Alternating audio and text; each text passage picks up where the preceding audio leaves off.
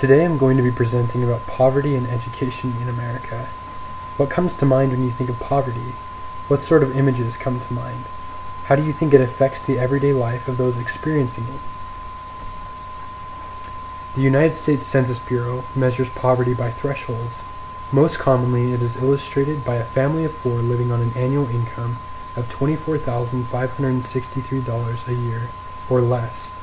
The income threshold increases or decreases by about $5,000 by adding or taking away one household member.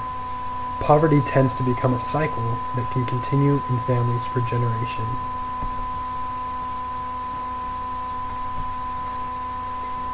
Looking at this map of poverty rates by counties in the United States, one can recognize that poverty tends to be concentrated in large cities and rural areas, especially where minority groups make up a large portion of the population.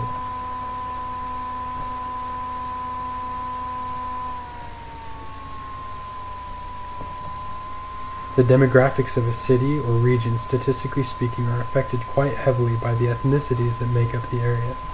As you can see by looking at this chart, poverty rates among minority groups more than double those of the white population of an area. So what effects does poverty have on the people living in these areas? Living in a poor socioeconomic setting can affect nutrition, mental health, crime rates, and the quality of education. This is what I want to focus on for the remainder of the presentation. Poverty rates are very influenced by the level of education held by the heads of households of the inhabitants of an area. As you can see here, most of the people living in poverty in any type of household either did not graduate high school or only have a high school diploma.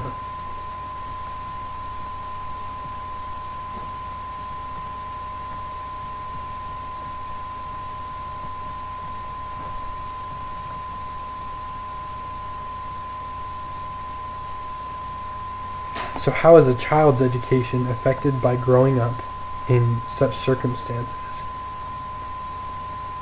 According to the American Psychological Association, a child's education is affected by living in poverty circumstances because there is less educational experience at home, there are lower quality schools and less experienced teachers in those schools, there's less access to learning materials at home and in their schools, and they are less likely to have access to information about college and for seeking to improve their education.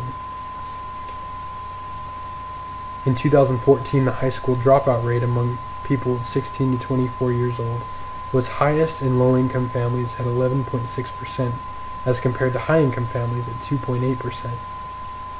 And according to the U.S. Census Bureau, individuals within the top family income quartile are 8 times more likely to obtain a bachelor's degree by age 24 as compared to individuals from the lowest family income quartile.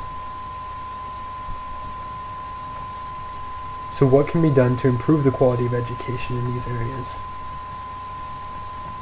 Research has shown that the quality of education can be enhanced by a focus on improving teaching and learning, the creation of an information-rich environment, building of a learning community, continuous professional development for teachers and educators, involvement of parents in a child's education, and increased funding and resources for schools and school districts.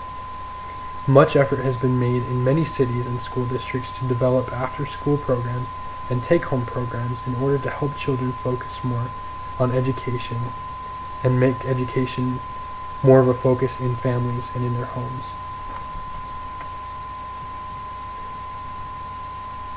Improving the quality of education in school districts and cities will not only improve the quality of life for the students and families living in these areas, but the overall quality of living in the United States will be improved.